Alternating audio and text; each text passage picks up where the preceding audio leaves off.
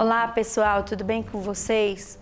Olha só, nessa videoaula a gente vai recapitular o uso da vírgula em orações subordinadas substantivas. A gente vai recordar algumas regrinhas, tá? Para que você fixe mais esse conteúdo e vamos ler alguns exemplos que a gente não leu na videoaula anterior. Olha só, a vírgula nas orações subordinadas substantivas. O conteúdo está contido lá na página 296, o conteúdo que a gente vai ver hoje, tá? Recapitular hoje. As orações subordinadas substantivas não podem ser isoladas da oração principal por vírgula, porque ela exerce em relação a ela as mesmas funções sintáticas do substantivo, que é o sujeito, né? Quem é o sujeito? É aquele de quem nós falamos, né? E o objeto direto, que é aquele complemento que ele não exige preposição. O objeto indireto, que é aquele complemento que exige preposição. O predicativo, que ele pode ser tanto do sujeito quanto do objeto, a gente já estudou a respeito disso. O predicativo é aquela qualidade que se liga ao sujeito ou ao complemento, nesse caso ao objeto direto, por meio de um verbo de ligação. O verbo de ligação é aquele que liga um termo a outro, né? Ele não vai representar necessariamente uma ação, tá? E o complemento nominal, pessoal, né? Por exemplo, a gente quer complementar uma palavra ali que ela sozinha ela não tem um sentido completo, ela exige uma outra, geralmente introduzida pela preposição de, né? Então, né, por exemplo, eu coloco lá, eu quero uma folha de papel. Tá, uma folha de papel. Que papel? É de chamex? Né? É de isopor? De que é essa folha? Então, se ela está complementando a palavra folha, se ela está exigindo, né, que você especifique, aí é um complemento nominal, porque está complementando o nome, tá? Então, nessas funções, o substantivo ele não se separa por vírgula do termo que está diretamente ligado. Vamos aos exemplos, né? Nós temos aqui uma oração substantiva objetiva direta.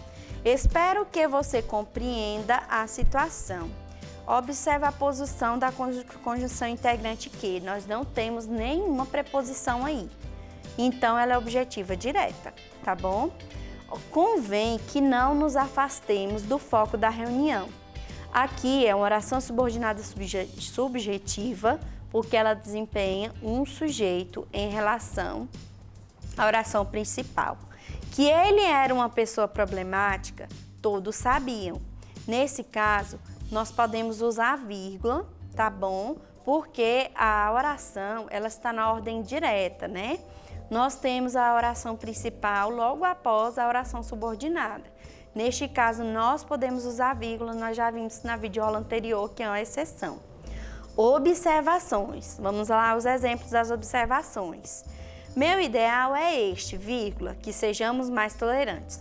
Ah, professora, mas essa é uma oração subordinada substantiva apositiva. Você disse que não se separa por vírgula? Sim, mas nós temos as exceções, né? Porque no caso da apositiva, ela necessariamente aceita essa separação por vírgula, tá?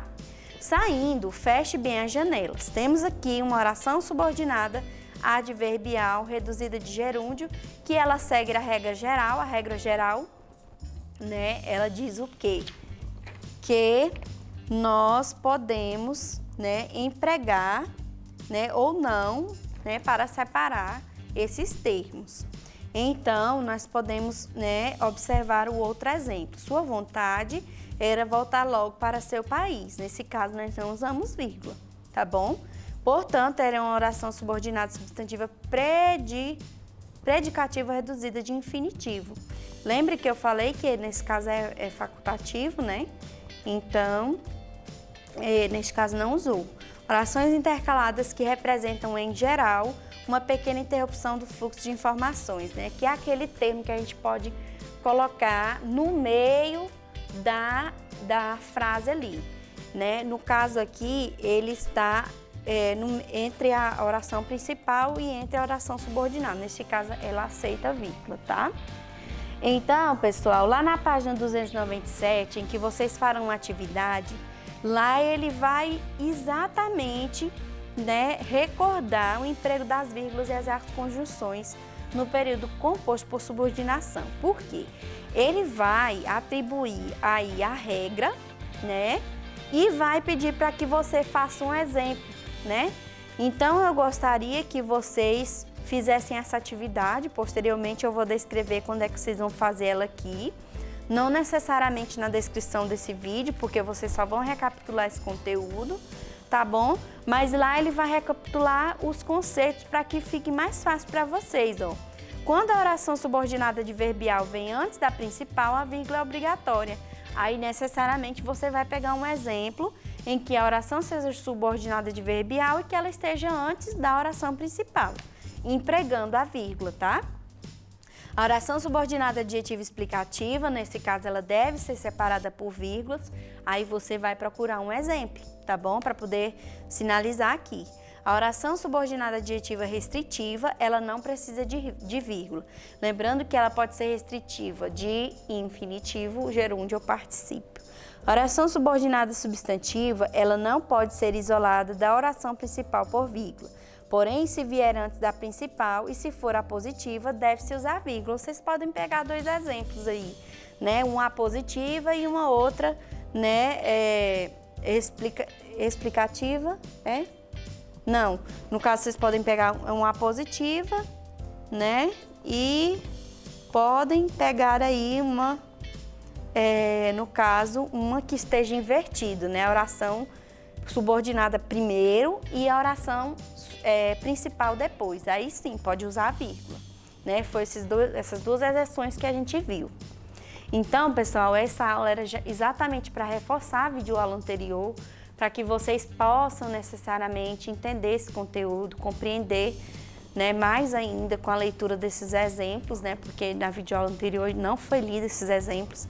Então, eu senti a necessidade, assim, de a gente, mais uma vez, falar a respeito desse assunto. Eu espero que vocês tenham compreendido, agradeço pela sua atenção.